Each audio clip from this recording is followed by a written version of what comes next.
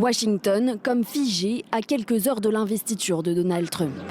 La capitale américaine est bouclée par les forces de l'ordre et 48 km de barricades protègent la Maison-Blanche et le Capitole.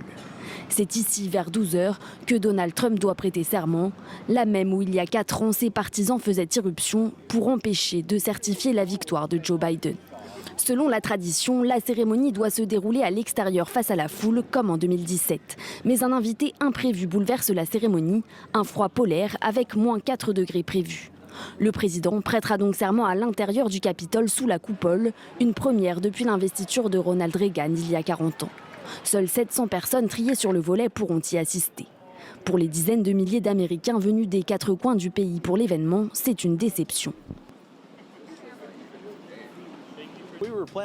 On avait prévu d'être dans la foule, debout à côté du Capitole pour l'investiture. Donc oui, nous sommes très déçus de ne pas en faire partie.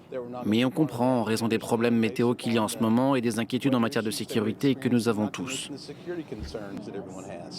Après son discours d'investiture, le nouveau président assistera à la traditionnelle parade qui sera elle aussi déplacée à l'intérieur dans cette salle de concert avec 7000 participants.